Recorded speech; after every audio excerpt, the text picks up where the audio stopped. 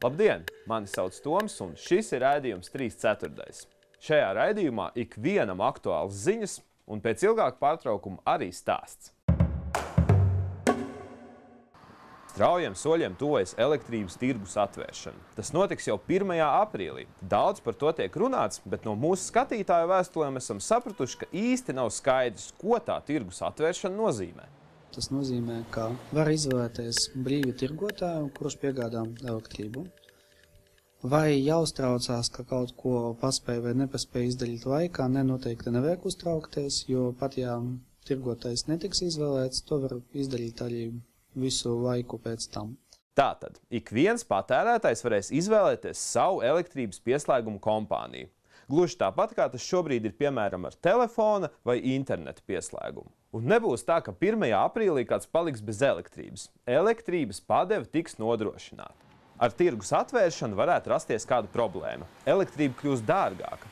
Protams, daudzus iedzīvotājus satrauc tas, vai viņi spēs nomaksāt rēķinus. Kā mēs noskaidrojām, atbalsts no valsts puses būs. Ir izveidota situācija, ka šobrīd likuma par valsts budžetu šim gadam ir paredzēti līdzekļi vairāk nekā 4 miljoni eiro sociālās palīdzības sniegšanai.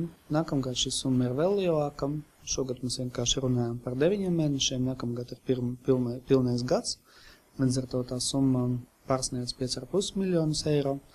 Un tā ir tā summa, ko mēs plānojam novirzīt sociālo pabalstu risināšanai. Atbalsts saņems personas, kam pašvaldība noteikusi trūcīgas personas statusu. Cilvēki ar invaliditāti netiks noteikti kā atsevišķa grupa, kam nepieciešama palīdzība rēķinu apmaksā. Taču, ja savā pašvaldībā cilvēks ar invaliditāti ir atzīts par trūcīgu, tad arī viņam pienāksies valsts atbalsts elektrības rēķinu apmaksai. Informācija par elektrības tirgus atvēršanu mainās ikdienas, tāpēc sekojiet tai līdzi. Protams, arī mēs sekosim un informēsim jūs par galvenajām izmaiņām. Pagājušā gada nogalē izskanēja ziņas par to, ka tehnisko palīglīdzekļu iegādēji valsts atrada papildus teju 2 miljonus latu. Pateicoties šim finansējumam, ir iegādāti Latvijā vēl nebijuši tehniskie palīglīdzekļi – elektriskie skūteri.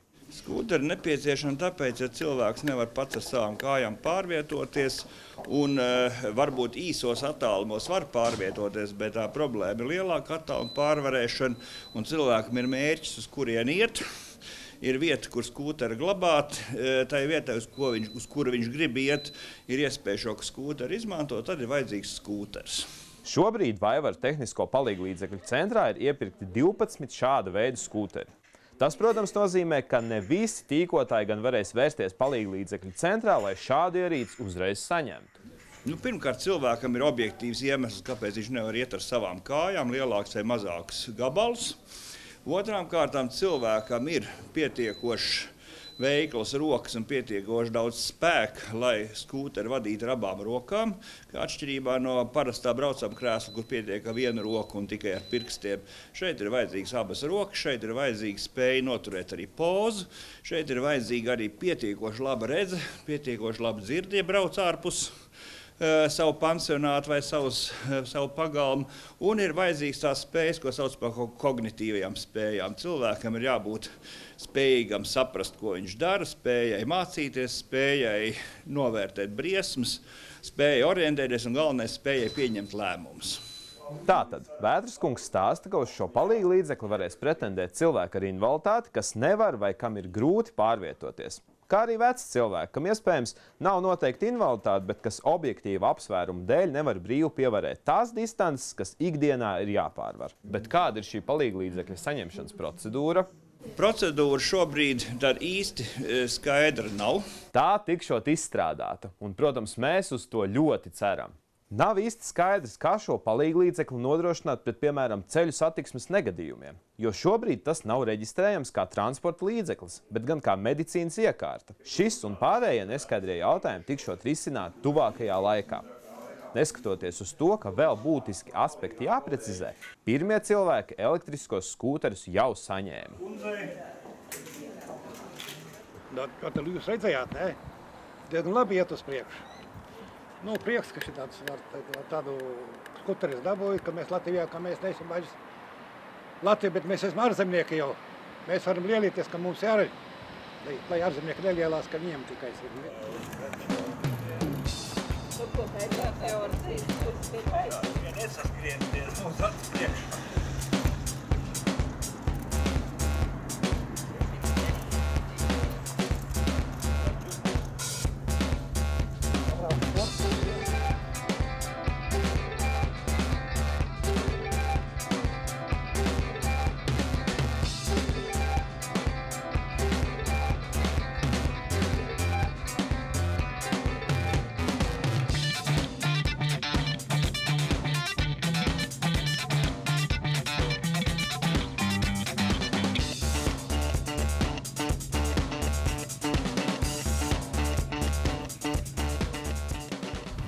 Man bija ar ričagiem, tie bija man mehāniski, es braukšu mehāniski. Bet elektriskā ir elektriskie. Izbrauks arī mehāniskiem, kādreiz, lai rokas ietrenētu, var izbraukt arī mehāniskiem, bet elektriskais, tas tā kā svētku mašīna būs. Andrejs stāsta, ka beidzot mierīgi varēs pārvietoties pa pilsētu un arī, piemēram, aizbraukt zvejā. Tas ir vēl viens pierādījums tam, ka pavisam vienkāršas lietas spēj mainīt cilvēku ikdienu.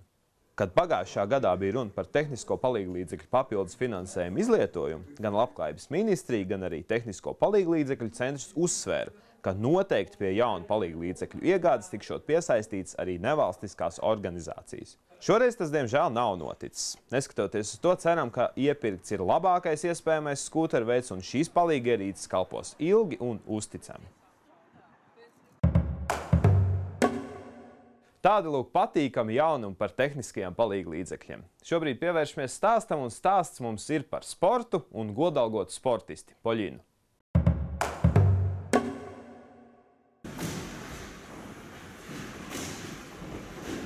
Es esmu Polīna Roškova,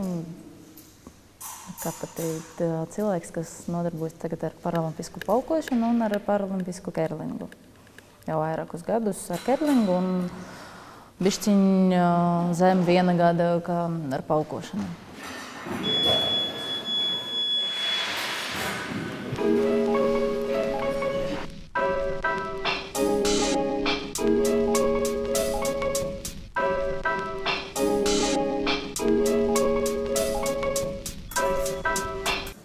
Tas ir, pēc manam domam, arī iepriekš pirms traumas es uzskatīju to par tik elegantu sporta veidu. Jā. Tas ir enerģisks, elegants, un arī kā individuāls tas ir ļoti svarīgi. Un paralimpiskais atšķiras varbūt no parasta, ka mēs sēžam ratos, un viens attālums. Mēs nekur neskrienam. Teiksim tā, es piestiprinu, tāpēc, ka man ir spastika. Un, lai arī neizkrīstu, jo kad emocijas ir, tomēr tiecies gribi kā labāk, jā, bet var sanākt, ka vienkārši izkrīt no rātiem. Un arī kā es piestiprinu, atkal tāpēc, ka ir spastika, jā, ir meitenes, kas nepiestiprina, bet, pārsvarā, piemēram, tur lejā visi piestiprina šeit augšu, kā kurā. Šitais vārds, ko es nolieku, tas ir, lai mani durienīs skaitītos, jā, un tas vārds iet cauri virsjākai, jā, un es pie špagas arī viņu piestiprināšu. Ir arī pirms katram sacensībam viss inventārs iziet klasifikāciju, visam jābūt tā, kā vajag. Visur jāvērt vismaz 2 špāgas un 2 vadi vismaz, jā, tā kā. Bet jācer, ka nekas nebūs, jā. Man gan Baltkrievijā vienas sacensības man salūzusi špāga un arī vads tur nestrādāja, un viss pēc kārtas. Nebija ērti. Pasaules čempionātēs bija, man bija pirma cīņa ar Francijas pārstāvi. Viņa tāda bija droša no manas puses, un viņas tur tikai 1 punkts bija. Ja? Un tad apsēža 3 minūšu laika, tad apsēžas cīnieti 10 sekundes, es viņai zaudēju 5-2. Es pat nesapratu, kas notiek, viņa ir tik ātra, ja? Es pat hops duriens, tā. Un pie tā ir jāstrādā pie tā ātruma.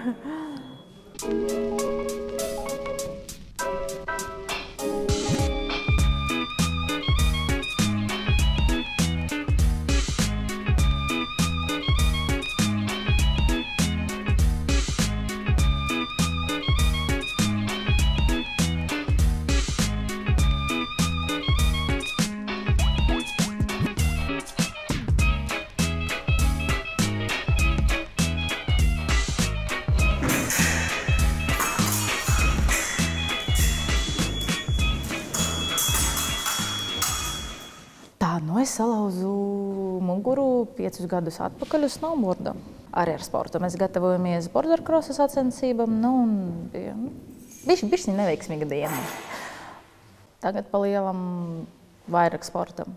Arī iepriekš man bija pēdējos 2 gadus es strādāju kā sporta trenere, un man bija no rīta un pa dienu treniņi, tad es strādāju arī par sekretāriem, tā lai ar kaut ko piepildītu dienu. Un vakaros man bija mācības. Un, kad būtu jau trauma, es pabeidzu mācības augstāko izglītību, un tagad tikai sports. Es domāju tagad par puslodzes darbu, jo uz pilnu slodzi tomēr vēl nevaru. Man mugura sāp. Šobrīd es visu uzliku uz sportu, kad man bija tas darbs pēc valsts programmas, un kad viņš beidzas, man bija jālēma, vai nu es strādāju, vai nu es nodarbojos ar sportu. Es nolēmu, ka es pamēģināšu nodarboties ar sportu. Jo, principā es jau no bērnības biju sporta un tev sportists, un es ļoti gribētu, lai ir panākumi. Pamēģināju tenisu ratinieku. Man ļoti patīk, vienīgais, ka tur jūrmalī ir jābrauc, bišķi nērti. Es labprāt pamēģinātu kaut kādu individuālu ziemas sporta veidu vēl, bet pagaidām bobsleju varbūt priekš sevim tikai ceksītī uzlikt, ka es šito izdarīju, bet tā nodarboties, laikam ar slēpam es pamēģinātu, bet man jau pietiek.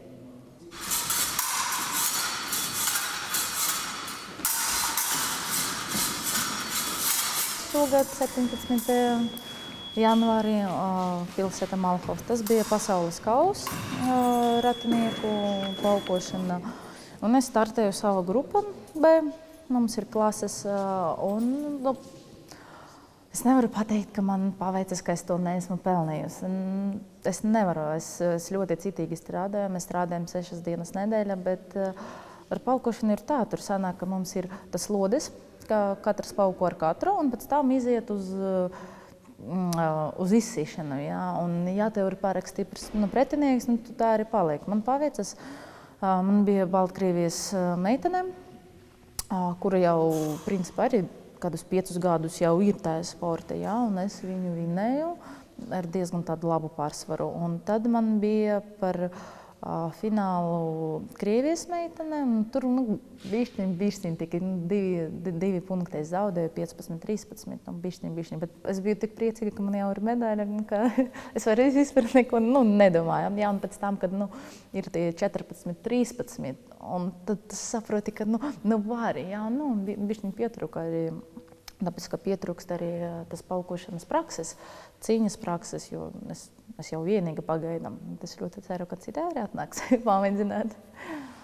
Paukošana, piemēram, tur laikam pirmie 3 mēneši man laba roka vispār bija pilnīgi zilumos. Tur šeit roka, kāja, tas sānis. Šeit, mums sievietēm ir tāda speciāla aizsardzība šeit krūtim, un man 2 jau ir salauztas. Tā kā, sākumā ļoti sāpīgi. Tagad jau vairs ne. Tagad tikai, ir dažreiz zilumi, bet tagad jau daudz retāk. Bet tikai no zilumiem tu jau mācies, tu saproti, ka, laikam kaut kas nav pareizi, ko tu dari.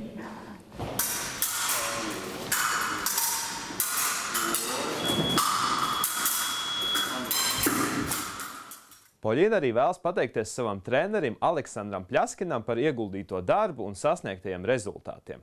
Tas arī šajā raidījumā viss. Nākamajā raidījumā runāsim par sociālo uzņēmējdarbību un būs arī kāds eksperiments. Paldies, ka skatījāties raidījumu 3/4 un tiekamies jau pēc nedēļas.